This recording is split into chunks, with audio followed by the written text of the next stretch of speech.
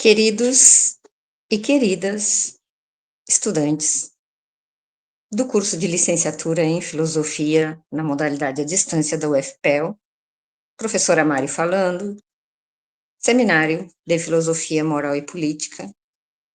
Vamos então dar continuidade nesta semana linda de setembro a mais uma discussão sobre a Rosa Luxemburgo.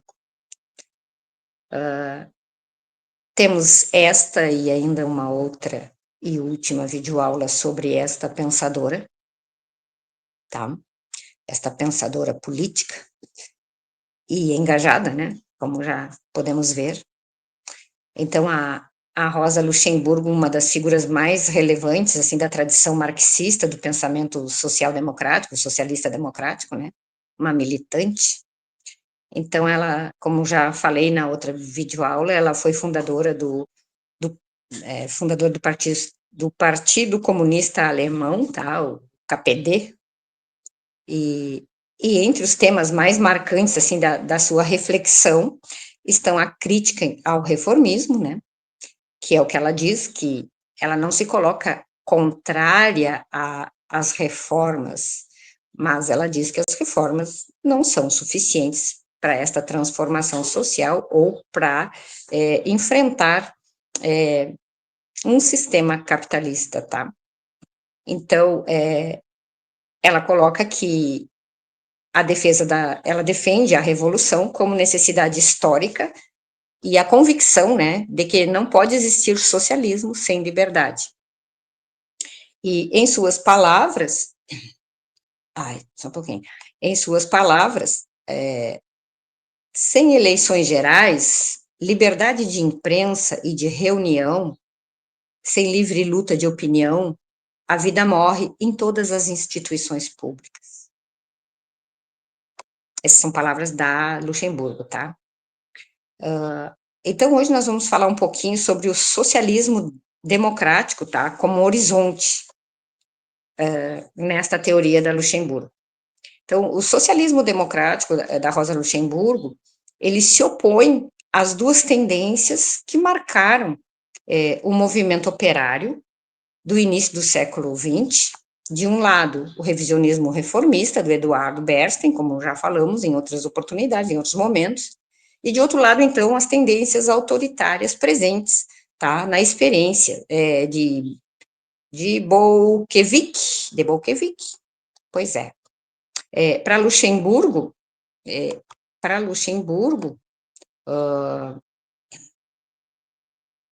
a revolução não podia, então, significar a substituição da dominação de uma classe por outra, mas a criação de uma nova forma de vida social, era isso que ela buscava, vida social, uma nova forma de vida social e política, tá? Baseada na participação das grandes massas, ou das massas.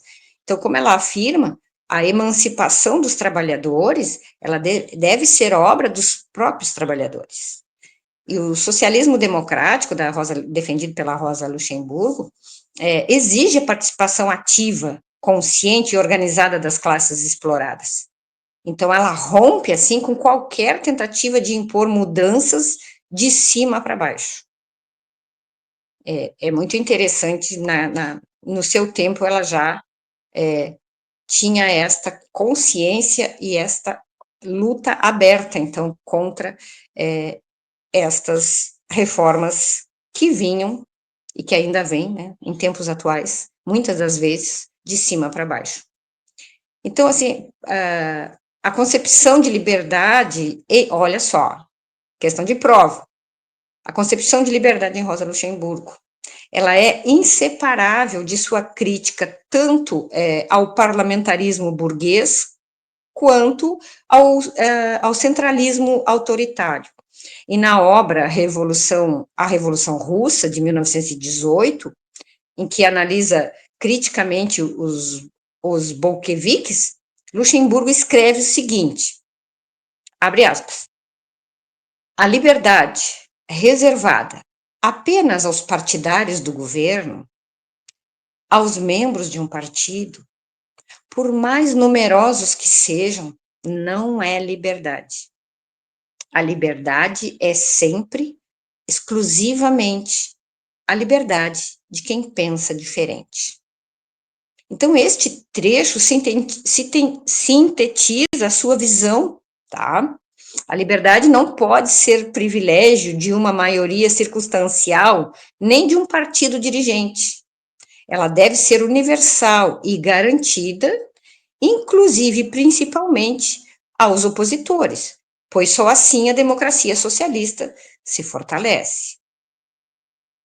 A crítica que ela faz ao reformismo e ao autoritarismo, em Reforma ou Revolução, que é a obra que nós estamos focados, né, de 1899, a Luxemburgo, então, ela argumenta que as reformas sociais são, embora importantes, não substituem a revolução, como nós já falamos também em outros momentos. A luta por reformas é o meio, a revolução social, o fim. Então, ela denuncia o risco do reformismo de transformar o movimento socialista em simples gestor do capitalismo, enfraquecendo a consciência de classe, tá? E desviando a luta do seu objetivo histórico.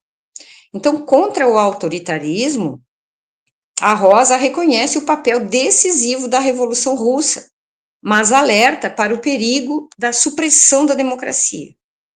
Então, para ela, sem a liberdade de crítica e participação ampla, a revolução corre o risco de degenerar em burocracia e ditadura, tá? Então, como afirma Lowe, a originalidade da Rosa Luxemburgo para esse autor está em recusar a falsa alternativa entre socialismo sem democracia e democracia sem socialismo. Para ela, só existe plenamente com o outro. Aliás, para ela, um só existe se estiver vinculado ao outro. Então, assim, quando ela fala sobre essa democracia de massas e auto-organização, a democracia para Luxemburgo, a democracia socialista, ela não se reduz ao sufrágio ou à representação parlamentar, mas ela deve enraizar-se na vida das massas trabalhadoras, em sua auto-organização por meio de sindicatos, conselhos e partidos, tá? Na obra Em Greve de Massas, Partido e Sindicatos, de 1906, ela escreve, cito, abro aspas, a greve de massas não é algo artificial, fabricado por decreto. Ela é um fenômeno histórico, resultante de uma situação social que brota de uma necessidade. Então, essa concepção mostra como para Luxemburgo, a democracia socialista nasce da prática viva dos trabalhadores, da ação coletiva e da coletiva de massas, né? E não dos decretos estatais ou de direções partidárias. Quando ela fala de liberdade, igualdade e igualdade como unidade, a liberdade em Rosa Luxemburgo, ela não é abstrata, nem meramente individual, mas inseparável da igualdade social. Então, o socialismo democrático é aquele que cria as condições materiais para que a liberdade seja efetiva. Questão de prova. Por isso, então, a crítica tanto ao liberalismo burguês, que proclama direitos formais, mas mantém desigualdades sociais, quanto aos modelos autoritários de socialismo, que sufocam a liberdade em nome da igualdade. Então, nesse sentido, a Luxemburgo, ela antecipa debates atuais, né, sobre direitos sociais e democracia participativa, mostrando que não há emancipação sem a unidade entre igualdade e liberdade. Então, no semestre passado, que nós fizemos um seminário onde o nosso autor de fundamentação foi o Habermas também defende essa democracia participativa, né? Lembram? Onde ele dizia que as questões sociais, as questões políticas, elas precisam envolver todos os participantes, precisam ter nas decisões, na busca do consenso, todas as pessoas, os sujeitos envolvidos, tá?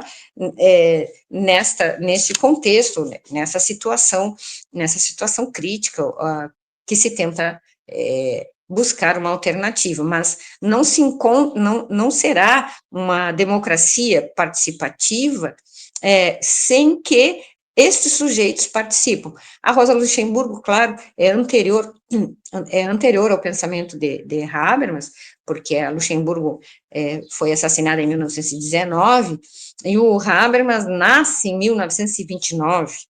Então,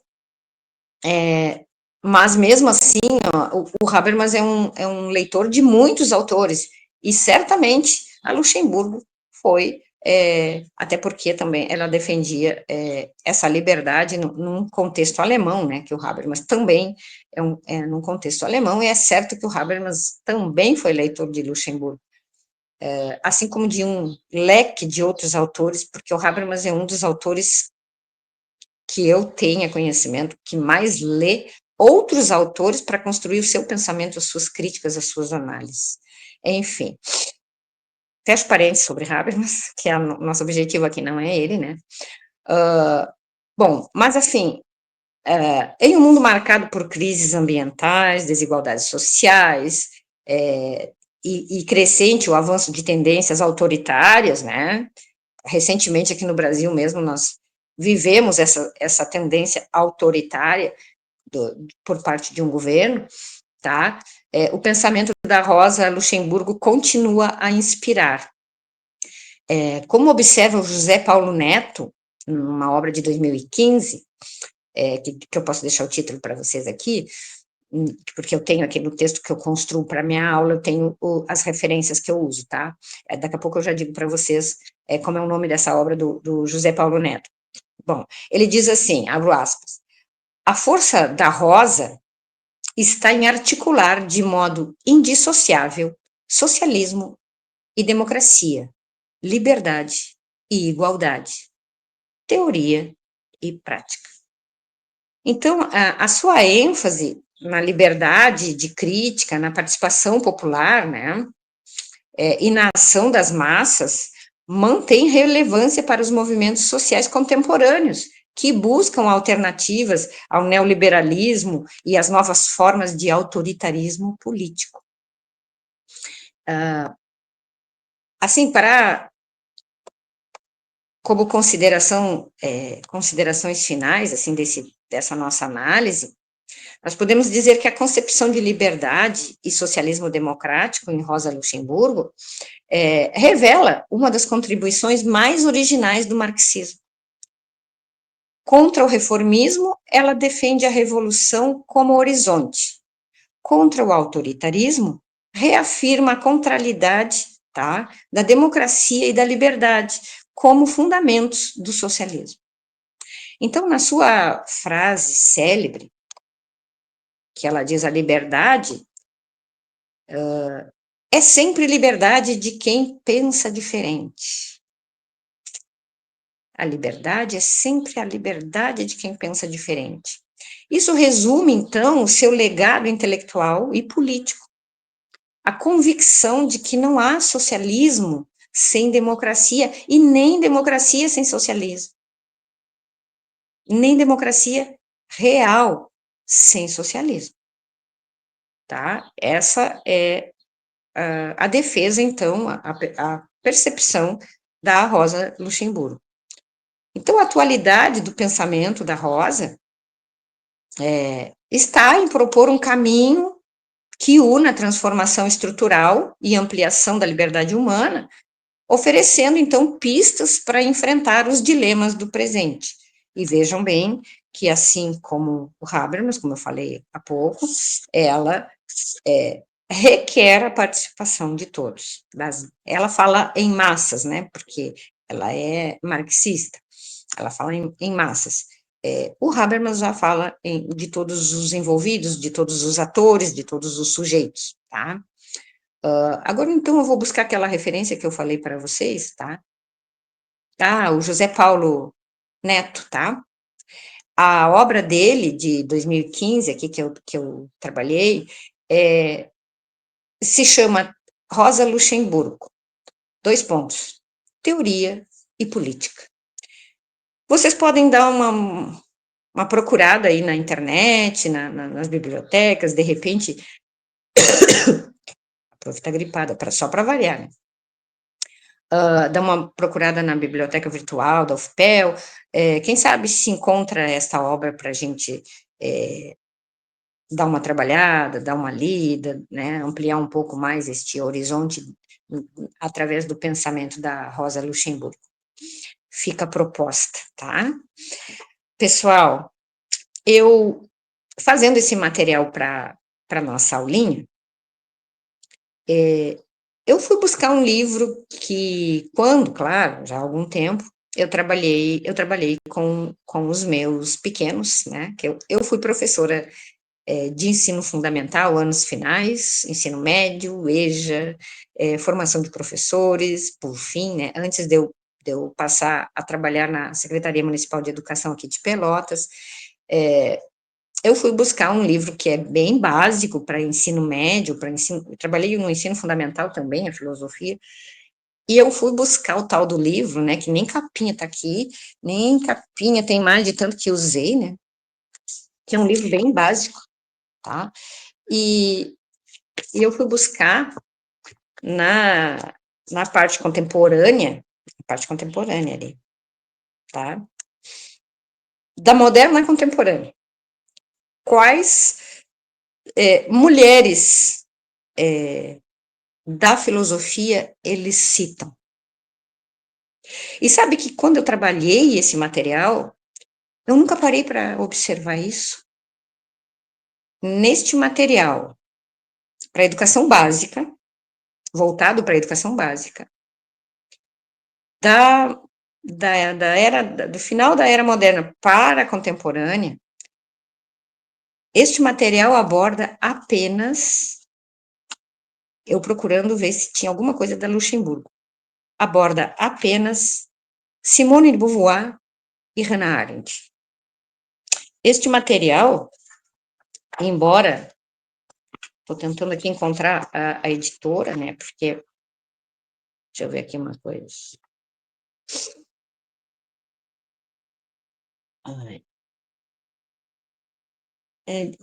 Câmara Brasileira do Livro, São Paulo.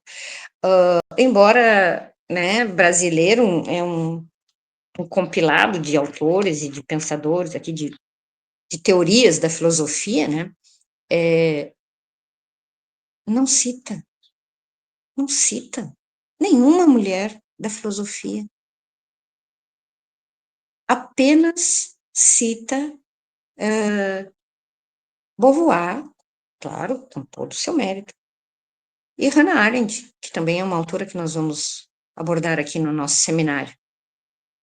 Mas na época que eu trabalhei, eu não fiz essa observação.